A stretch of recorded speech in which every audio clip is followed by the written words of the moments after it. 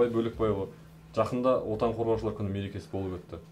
Еліміздің тәуелсіздігін алып қарулы күштерді құру мәселесі күн тәртібінде тұрған кезде осы істің басы қасында жүрдіңіз. Қиын кезеңдер мен қазіргі кезеңдегі қарулы күштеріміздің қызметін жетілдіру бойынша қазір заңнамалық қандай қадамдар жасалуда? Енді дұрыс, бұрын кездерде 92 жылдары мен сол әлгі маусым емес, сол енді 92 жылдары мынау Алматинский высшее общевойсковой командный училище дейді ғой, әскери жоғары жалпы әскери командалық оқу. Сол орында мен басшысы болдым, елбасының бұйрығыменен, жарлығымен. Сол кездерде өте қиын уақыттар болды ғой. Енді оны көзіміздің алдында кешегі күндегі сияқты свет жоқ. Жалақы беретін мұғалімдерге тамақ, жағармай, танкілерге, БМП-ларға атуға, жүруге оған жағдайлар өте қиын болды, сол кездерде болмай. Енді қазіргі уақытта барлығы орнына келді ғой. Ал енді бірақ өмір бір орында тұрмайды. Алға қарай жылжып отырады, соған байланысты ол заң жағында қазіргі уақыттарда енді заңдар бар ғой енді. Қорғаныс заң, одан кейін мынау о статусе военнослужащих и о воинской службе деген әлгі осы жуырда 2012 жылы қабылданған заң бар әскери қызметкерлерге. Ал бірақ оның да енді әлгінде айтқандай өмір бір орында тұрмайды. Елбасының жуырда тапсырмасыменен неде жиылыста, жабық жиылыс болды ғой, коллегия мына біздің қорғаныс министрлігінде, сонда тікелей тапсырма берген. Мына 45-47 жастағы офицерлер пенсияға кетеді, бірақ де юро пенсияға кетеді, де факто оларға пенсия де жоқ. Бір жағынан, екінші жағынан сол заңменен. Ал енді 47-45 жасында қайдағы пенсия? Ол жұмыс істеу керек, еңбек ету керек, отанды қорғау керек. Сонымен байланысты, бұрынғы заңда солай. Енді қазір ол заң жоба енді келеді бізге. Основной разработчиктар енді қорғаныс министрлігі болады. Бізге келеді, ол заң тағы да бір қосымша сол өзгерістер енгіземіз сол заңға. Соған байланысты әлі жұмыстар көп алдымызда. Басқа салада, басқа мынау құрылымдарда, әскери құрылымдарда, оларға қарағанда біз мынау шекаралық, мемлекеттік шекара туралы заң қабылдадық. Ол енді үлкен жұмыс болды. Біздің мына 15,5 мыңдай шекарамыз бар ғой, километр. Соны қалай дұрыстап қауіпсіздігін қамтамасыз етуге, қалай оны қорғау, қалай күзету. Соған байланысты былтыр сондай заң қабылдадық. Мынау ішкі әскерлер туралы одан да былтыр заң қабылдадық. Оның мен өзім сол жұмыс тобының жетекшісі болдым. Көп жұмыстар атқарылды. Қазіргі уақытта енді бұрынғы заң ол бүгінгі күнге келмейді. Соған байланысты о жағынан да сондай заң қабылдадық.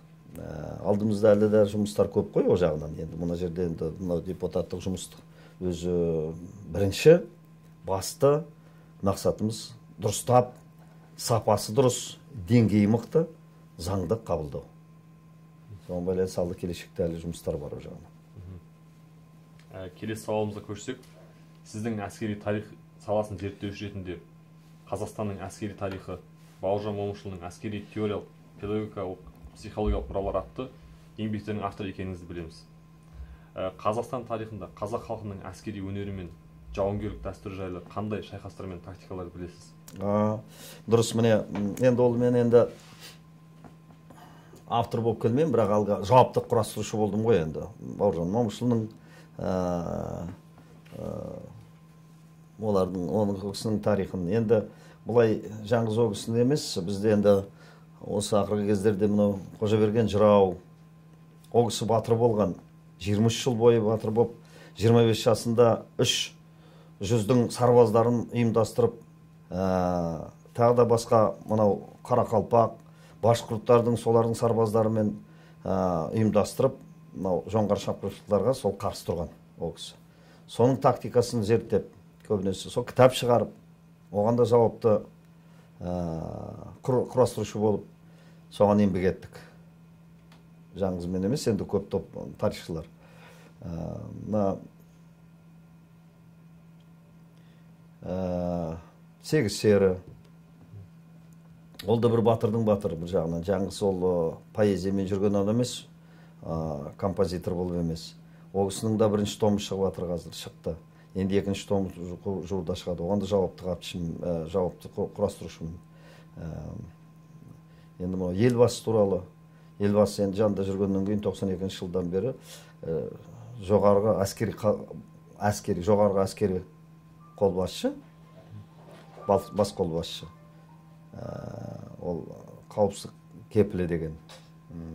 Сол енді Верховный главнокомандующий, гарант военной безопасности, қазақшасы, орысшасы. Ол да біздің кітапханаларымызда бар. Ол кісінің енді сол басты мына қарулы күштері және басқа құрылымдарының енді сол құрғаны, оған осы қазіргі күнгі осының барлығы дамып жүргені елбасының арқасында ғой. Соның бәрі жазылған сол кітапта. Енді о жағынан мынау әлгі сіз тактиканы айтып отырсыз, тактика, стратегия қалай болған екен? Шын дұрыс, ол өте жақсы сұрақ. Енді оны зерттеп жүрміз. Ол өзі сол бізде батырлар дейміз, батырлар көп батырлар, иә? Елімізде. Мына тарихтарда да бар.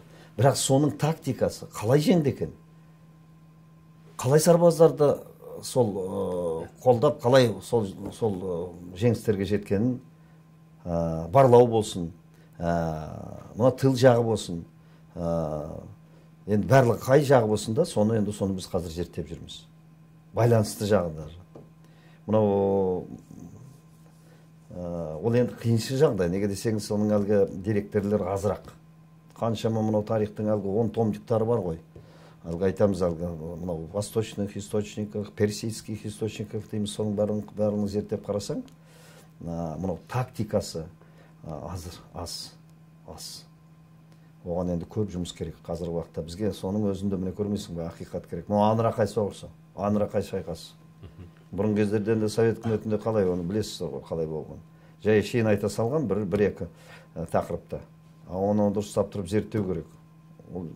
Әлі алдымызда ондай жұмыстар. Мынау Орбұлақ шайқасы. Орбұлақ шайқасын өзін білесіздер ғой. Қаншама енді ол да сұрақтың бір сұрағы, енді сіз сұрақ берсеңіз. Мынау Орбұлақ шайқасы 1643 жылы басталды. Оның алдында қаншама жоңғарды шапқыншылық, енді бас кездері шапқыншылық жасаған бізді құртатын уақыттар сол кездерде болған. Бірақ сонда 600 сарбаздары менен хан Жангер сол Түркістаннан жиналып, алдын ала келіп 50 мың сонда анау қонтайшылардың сарбаздарына қарсы шығып, сол жерде тактикасын мықты көрсеткен. Әлгі окоп дейміз ғой, ор, сол біздікі бұлай қарасаң. Ал енді анау траншейный система жүйесі біздікі о кездердегі. Мынау таудың арасындағы сол соғыс біздікі, бұлай қарап тұрсаң. Оның барлау жағдайы о кездердегі біздікі. Сол біздің сол хан Жангер қандай, Жангер батыр. Жас кезінде ол өзі сол неге пленге түсіп, тұтқынға түсіп, соларға қаншама қиыншылықтар көрген. Соның өзінде сол кездерде мықты енді тактикасы. Оны да зерттеуіміз керек. Енді біздің мына тарихта бар деректер, бірақ азырақ.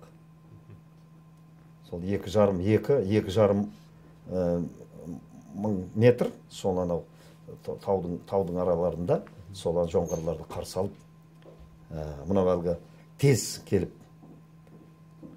тез атып, тез сол ұрысқа кірісіп, соның барлығы біз Суворов дейміз, оларда болды дейміз, Кутузовта жоқ, ол біздің ата-бабаларымыздан міне келе жатқан, көрмейсіздер ме? Тактика, мықты тактика.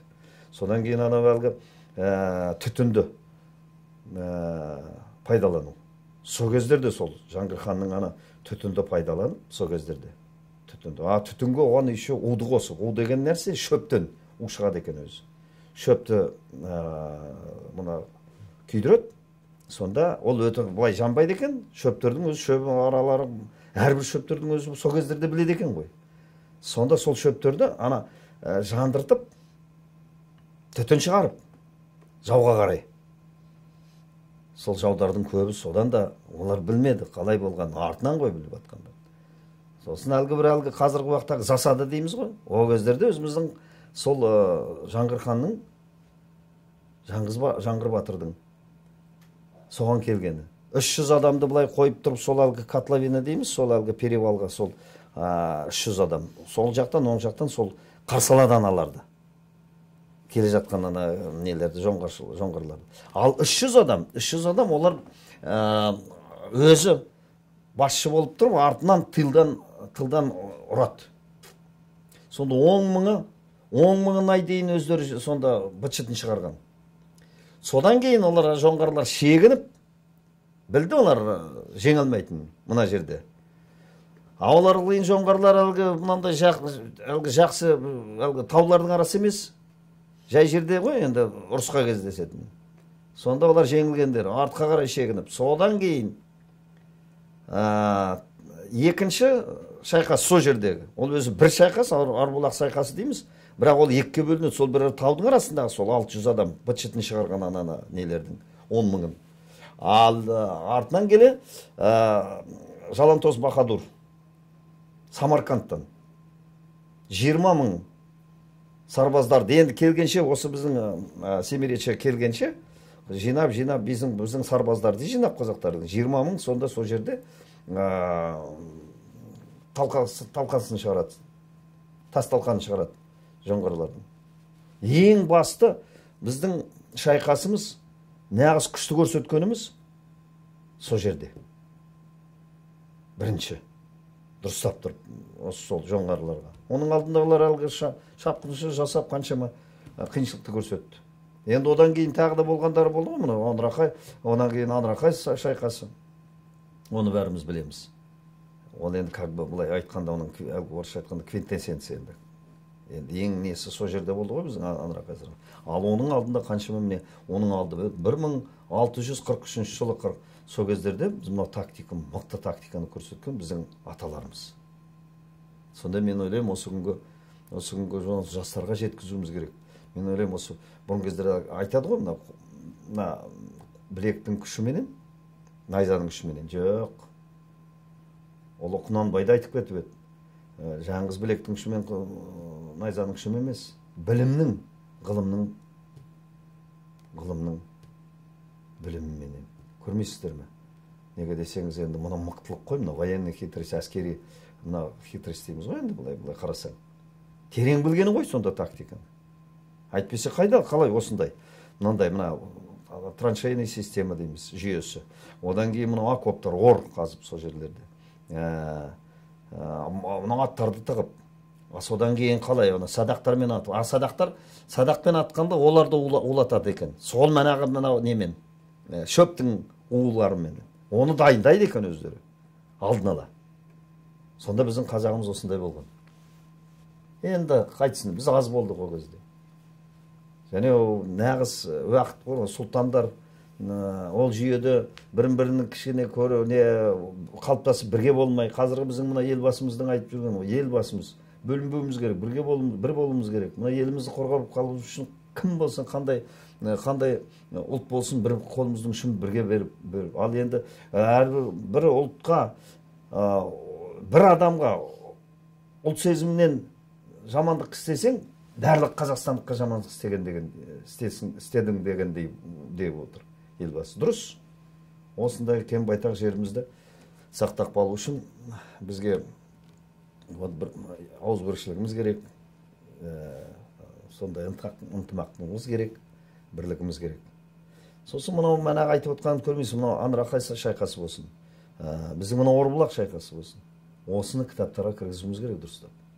Ана Спартак, білесіздер ғой бұрынғы уақыттарда. 300 Спартак сонда 10 адамға шығып тұрып, соны қапырмай, соны барлығын ана персистер келді ғой сонда, ана кімдерге Спартак. Сол Спартактар 300 адам, сол бәрі өліп, бірақ жерін бермеген, соны бәрі әлем, осы біздің батысымыз барлығы, соны Европамыз оқып жатыр. Біздікі 600 сарбаздар жаңғыр бастаған. Тас талқаны шығарған аны соншама нені жоңғарларды. Соны біз кейбіреулер әлі көрмейміз, білмейміз. Оны мектепке оқулыққа кіргізу керек. Біздің батырларымыз содан мынандай елдерді қорғап қалған. Ана Қазбек бидің, Қаздауысты Қазбек бидің сөзі бар ғой. Анау Қалдан Серенге Қонтайшыға айтқаны. Ханына, бастығына. Жоңғарлардың. Ал кімсіңдер сендер осы біз 150 жылдай ұрамыз, сіздерді осы өлтіре алмай жүрміз деген. Сондан айтқаны ғой ана. Қазбек би, ана елшілердің біреуі айта алмағанда. Бәріміз білеміз ғой, мәлім. Біз қазақ деген мал баққан елміз, бірақ ешкімге соқтықпай жай жатқан елміз. Мына қараңызшы. Елімізден құт береке қашпасын деп, еліміздің шетін жау баспасын деп, найзаға үкі таққан елміз. Найзаға үкі таққан елміз. Үкі деген мирное время. Но бірақ есі келсең найза. Содан кейін ешбір жау басынбаған елміз. Қандай тамаша айтылған, а? Ешбір жау басынбаған елміз. Қанша ұрды соқты. Ешбір жау басынбаған елміз. Басымыздан сөзді асырмаған елміз. Аңызбен келді ғой барлығы. Әрбір қазағымыз домбырасы болса домбыра, ән болса ән, терме болса терме, аңызбен, күй болса күй. Қайдағы нот о кезде? Қандай қазағымыз осындай болған? Оны осы қазір жастарға жеткізуіміз керек. Кейде біз өзімізді өзіміз жамандаймыз, ондай болмау керек. Біз мықты халықпыз, рухшыл халықпыз.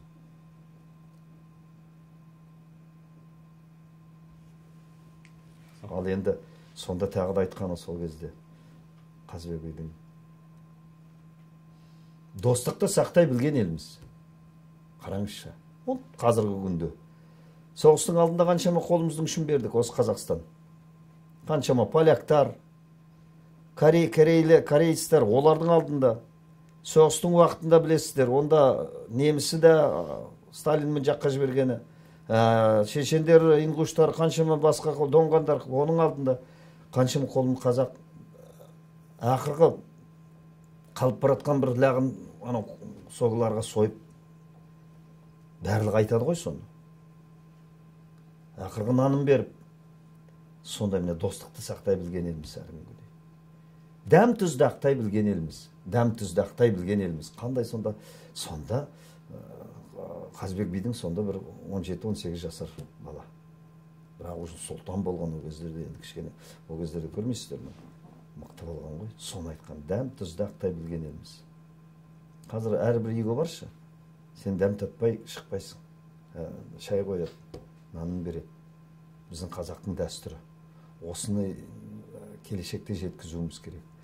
Салт дәстүр, мына патриоттық сезім,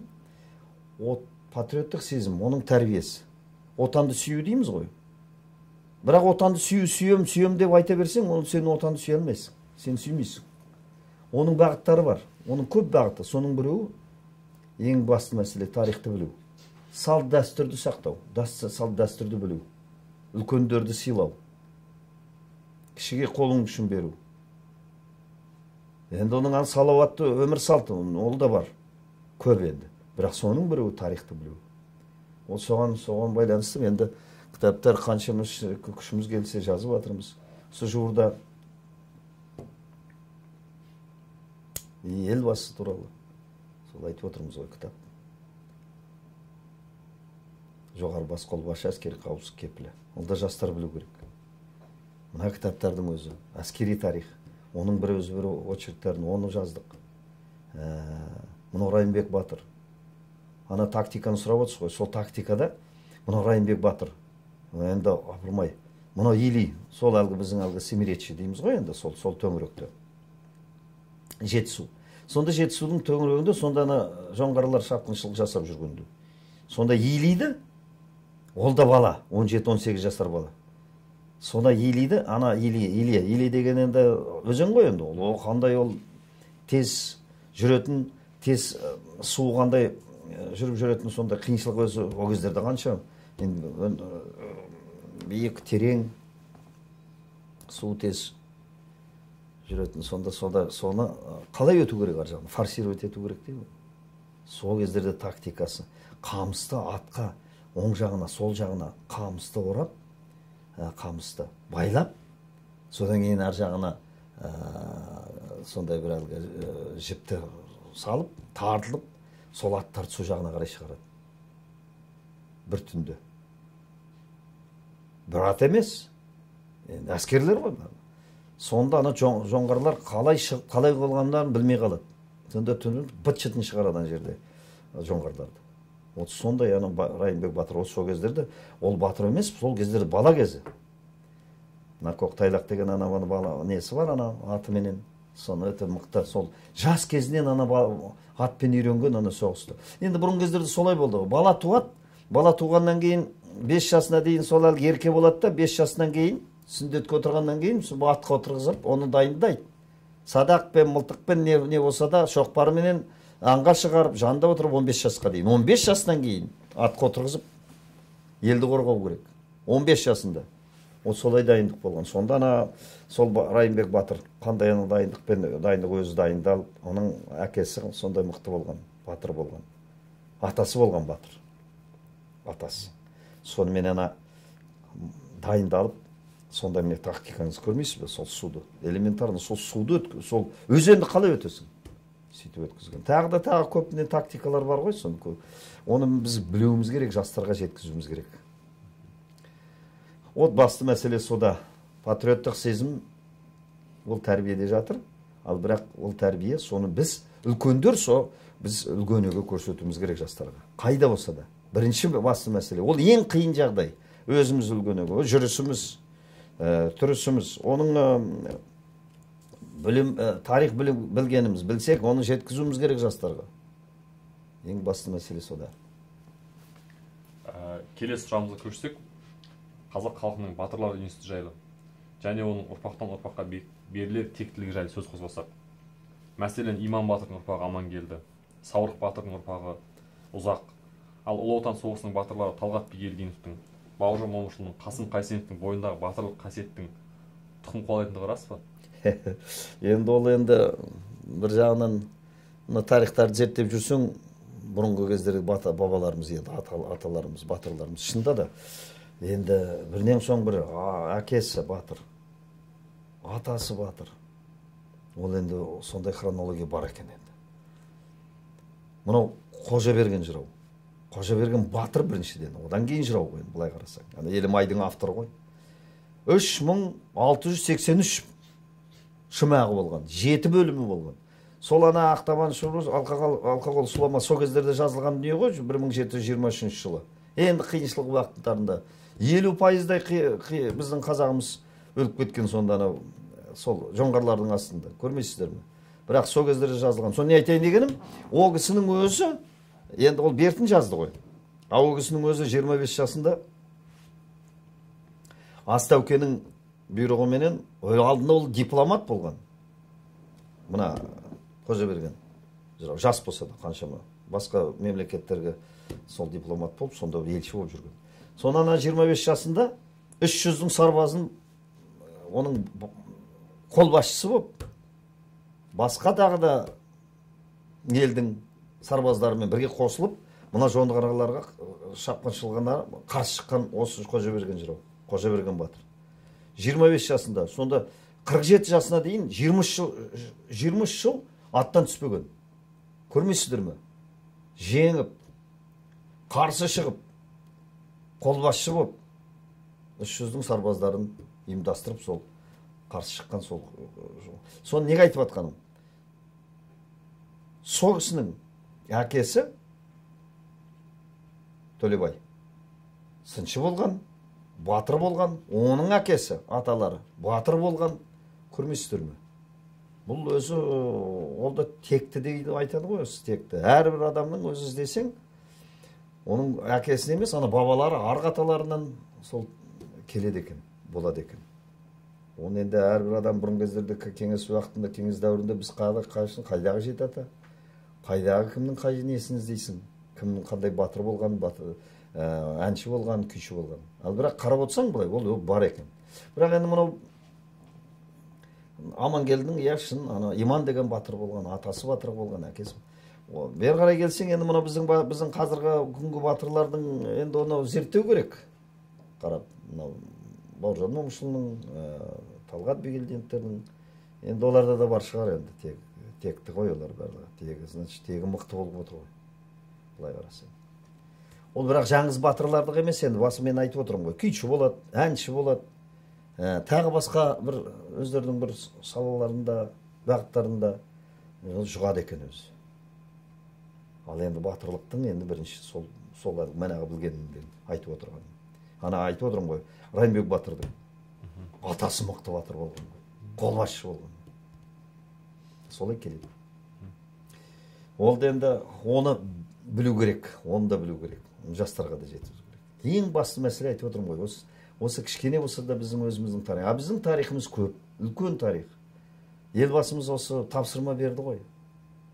Бір жол бұрын. Тарихтың ақиқаты керек. Оны дәлелдеп, бұрынғыдай Совет үкіметінің әлгі тарихын жазып, қазір алып келуге болмайды. Терең зерттеу керек. Қаншама қазір тарихшылар жұмыс істеп жатыр, өзім соның ішінде мен де кіріп отырмын. Мынау біздің институт, білесіздер, тарих институты. Сосын Алматыдағы тарих институты бар, академияда. Соған жұмыстар істелініп жатыр. Оны жұмыстар алдымызда көп. Оғанда біз енді кішкене болса да үлесімізді қосамыз деп ойлаймыз. Өзіңіз жалпы қандай тарихи кітаптарды сүйіп оқисыз? Және де бүгінгі жас ұрпаққа қандай тарихи кітаптарды оқуға кеңес берер едіңіз? Дұрыс. Ол енді үлкен жақсы сұрақ. Мынау жуырда 30 томдығы мына Машқұр Жүсіптің кітабы шықты. Енді қиынырақ болса да енді өзіме тауып алдым. Соны қазір оқып жатырмын. Зерттеп жатырмын. Қандай тамаша. Енді сол кездегі, осы 19 ғасырдың сол аяғында сол жазып кеткен біздің Машқұр Жүсіп өте мықты. Тарихта сонда жатыр. Мұны 10 томдықтар тарихтың әлгі батыс тарихы, оның нелері, сілтемелерінен, мынау Персия, орыста болсын, солардың 10 томдықтарын да оны дұрыстап тұрып оқысаң, оған жетесің өзі тарих, өзіміздің қазағының тарихын. Және өзіміз қазіргі уақыттағы тарихшылар енді жазып жатыр ғой, кітаптарды, құдайға шүкір. Оны да оқу керек. Мына Сегіз серіні білу керек. Бауыржан Момышұлын дұрыстап білу керек. Бірге осы күнгі батырларымыз мына Сағадат Қожахметович Нұрмағамбеттің кітаптары бар. В памяти нет тишины. Тағы да көп кітаптар бар. Соларды оқу керек. Неге десеңіз, көбінесе мынау фантазияны оқиды балалар. Ол керек жоқ, бізге қазір фантазия етеді, уақытта жоқ. Мұны тарихымызды біліп алайықшы. Солай, сосын мынау ана жолы елбасымызды айтып кетті, мынау әлгі интернетке таңертең кешке дейін отыратын балалар бар. Интернет, енді ол енді виртуальный жағдайлар ғой. Оны дұрыстап тұрып, мынау кітап өмірінде ол кітап есте қалатын. Сатып алып, қайда жүрсек те, осы жас кезімізден қайда жүрсек те, ең алдымен сол кітапханаға барасың да, кітапханадан кітап аласың. Магазинге барасың, кітап аласың. Сол кітапты алып тұрып, сонымен айту, енді ең басты байлық сода шығар. Неге десеңіз, енді қалай адам? Оны ешкім алып қоя алмайды, сен тарихты білсең. Тарихты білсең, өзің қызықты боласың. Тарихты білсең, отаныңды сүйесің, мана айтқандай. Тарихты білсең, патриоттық сезімің биік болады. Бұрын кездерде Совет үкіметінде қандай әлгі білесіздер ғой. Енді оны жамандамайық, бірақ соның өзінде біз әскери қызметкер болғаннан кейін әлгі Македонскийдің, анау Перс, анау Римдар қалай соғысқандарын, оны біз жатқа білеміз. Ал бірақ өзіміздікін, өзіміздің тарихымызды дұрыстап білмегенімізге өкінішті орай бұрын кездері солай болған, қазір енді олай болмау керек. Білсең өзіңе біл, ана перстер қалай соғысқандарын, ол енді салыстыру керек қой. Ал бірақ өзіміздікін біліп алыңызшы, мана айтқандай тарихымызды өзімізді. Бірақ оның енді мен әскери қызметкер, әскери тарихшы болғаннан кейін соның тактикасын соны оқуымыз керек. Дұрыстап тұрып оны зерттеуіміз керек. Оны пайдаланамыз ба, пайдаланбаймыз ба? Бірақ оны енді қызық қой. Қалай бұрын кездерде? Бұрын кездерде біз ылғи ойлаймыз, ойбай, ол кездерде солай тарихты дұрыс, немене де тактикасы асыл болған жоқ деп. Жоқ. Айтып отырмын ғой, орыстар кейде айтады, окоп бізден шықты траншея. 1600 сол 40-шы жылдары бізде окоп, траншейная система, засадная жүйе, соның бәрі бізде болған. Соған байланысты жастарға тарихты оқу керек. Оларға біз жеткізуіміз керек. Өздері де ынталары болу керек. Вот солай. Жақсы, сұхбатыңызға рахмет. Жұмыстарыңызға жеміс тілейміз.